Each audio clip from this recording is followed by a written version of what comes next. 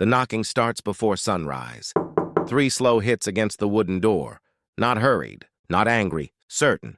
Your husband freezes beside you on the straw mattress. The oil lamp flickers against the stone walls of the rectory, throwing shadows across the small iron cross above your bed. Then the knocking comes again. Harder. Father Mateo pulls on his robe with shaking hands. You have never seen him afraid before. Not during plague burials, not during winter famine, but now his face has gone pale. Because everyone already knows what this visit means. The bishop has arrived. You wrap a wool blanket around yourself as Mateo opens the door. Cold morning air floods the room along with 4 men in black robes. Behind them stand 2 armed guards holding lanterns. The bishop does not greet you. His eyes pass slowly across the room. The bed, the cooking pot, your sandals beside Mateo's. Proof. You were warned, he says quietly. Mateo lowers his head. Your stomach tightens. Warned about what? The bishop removes a folded document sealed with red wax. The Holy Church reaffirms the decree of clerical celibacy. Effective immediately, all unlawful unions involving ordained priests are to be dissolved. Dissolved. Like your marriage is dirt in water. You stare at Mateo, waiting for him to argue, to defend you. He says nothing. The bishop finally looks at you directly. By sunset, he says, you will vacate church property. Then his gaze drifts toward the cradle in the corner. And the child will no longer bear his father's name. Silence crushes the room. Your son begins crying softly. Nobody moves to comfort him, because in this moment, you understand something terrifying. The church is not asking, it has already decided. By noon, the village knows. Women who shared bread with you last week now avoid your eyes in the market square. Men stop talking when you pass. You hear the new word whispered behind your back. Concubine. Not wife? Never wife. The church rewrites reality fast, faster than grief. By sunset, workers remove your name from church records. You watch through the chapel window as a young scribe scratches black ink across the marriage entry. Gone. 15 years erased with one movement of a feather quill. Your son asks why the men are taking books away. You don't answer. Because you are realizing something worse than poverty. If the church says your marriage never existed, then what does that make your child? The first winter nearly kills you. You rent a 1-room shack beside the tannery for 3 silver coins a month. Rats scratch inside the walls at night while your son coughs beside you under thin blankets. Meanwhile, Father Mateo remains inside the rectory. Warm, fed, protected. The church kept him, and it only discarded you. At first, he sneaks out to visit after dark. He brings bread, candles, coins hidden beneath his cloak. He still calls you wife. Still kisses your forehead before leaving, but every week he changes a little more. The bishop watches him closely now. Other priests whisper when he enters rooms. His promotion to senior clergy has been suspended until he proves his obedience. And obedience has a price. One rainy evening, he arrives trembling. They want a public confession. Your chest tightens. What kind of confession? His eyes avoid yours. That our union was temptation. The word hits harder than a slap. Temptation, not love and not marriage, not family. You wait for him to refuse. Instead, he whispers, if I resist, they'll remove me completely. Now you understand the real currency of the church. Not gold, not faith, obedience, and obedience always demands sacrifice. The confession happens 3 Sundays later. The chapel overflows with villagers while Father Mateo kneels before the altar. Candles flicker across painted saints staring down like judges. His voice shakes. I allowed earthly attachment to corrupt my sacred duties. Murmurs ripple through the church. A woman near you crosses herself dramatically.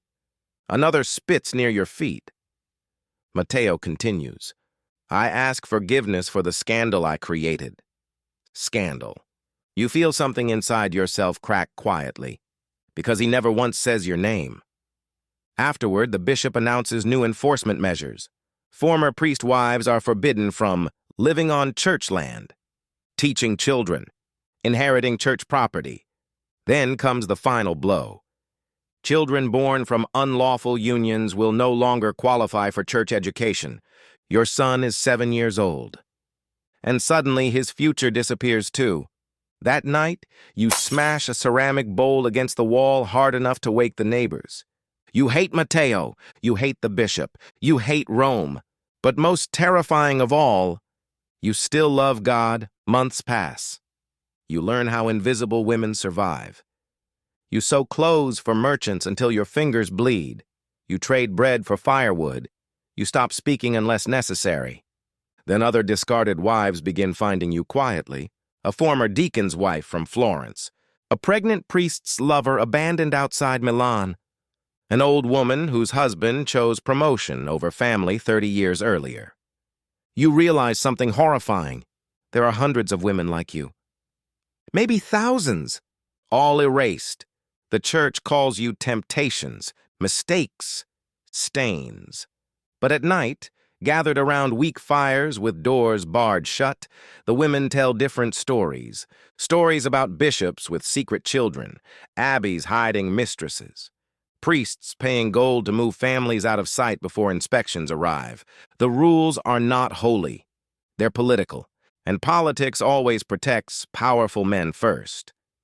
One evening, a woman named Lucia arrives, bruised and shaking. Her husband was promoted to bishop 2 weeks earlier. Yesterday, he publicly denied ever touching her. Even their daughters were forced to stop calling him father. Lucia breaks down sobbing beside your table. He looks straight at us, she whispers, like strangers. Your son overhears everything. That night, he asks a question you cannot answer. Will father forget us too? The next time Matteo visits, you barely recognize him. His robes are finer now, his hands softer. Promotion finally came. The church rewarded his obedience. He notices the bitterness in your eyes immediately. I had no choice. You laugh at that. A sharp, ugly sound. No choice? Your voice rises. They erased your son. He flinches. Good. For the first time in years, you want him to hurt too. But then he quietly places a leather pouch on the table. Heavy. Silver. Enough to feed you for months. The bishop cannot know. There it is again. Fear. Even now, the church controls him completely. Not through chains, through reputation, through status, through salvation itself. The years harden you slowly. By 38, you've become something the church never expected. Useful. Women come to you for advice now. How to hide documents, how to secure property before confiscation, which bishops take bribes, which priests will abandon families first when threatened. You learn the hidden structure beneath the holy words. At the top, Rome, then bishops, then priests desperate to survive inside the machine. And beneath all of them, women cleaning up the wreckage. One winter, a young priest arrives secretly after midnight carrying a newborn baby wrapped in cloth. His hands shake worse than Matteo's ever did. They'll destroy her if anyone finds out. You stare at the child, tiny, silent, completely innocent. Then at the terrified man who fathered her. You finally understand the truth. The church did not end priest families. It only forced them underground. Then plague comes again. Rumors spread of investigations, lists, unauthorized families, evidence to be destroyed before Rome sends inspectors. One night, Lucia bursts through your door breathless. They're burning records.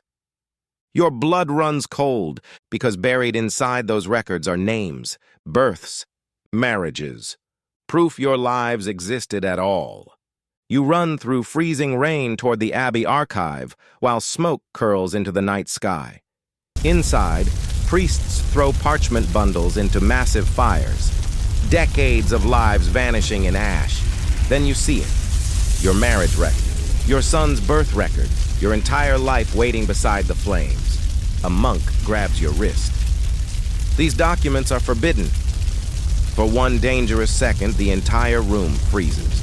Then you throw an oil lantern into the shelves. Fire explodes upward instantly. Men scream.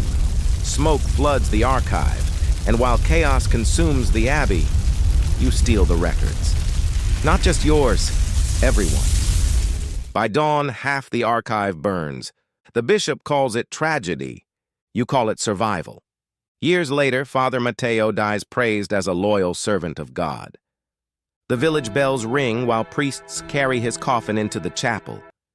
Nobody mentions the wife. Nobody mentions the child. Nobody mentions the life buried beneath the official story. Your son stands beside you on a snowy hill overlooking the church. Were you angry at him? He asks quietly. You watch snow fall across the chapel roof. Then answer honestly. No, because anger burned away long ago. What remains is something heavier. Understanding. The church was never just faith.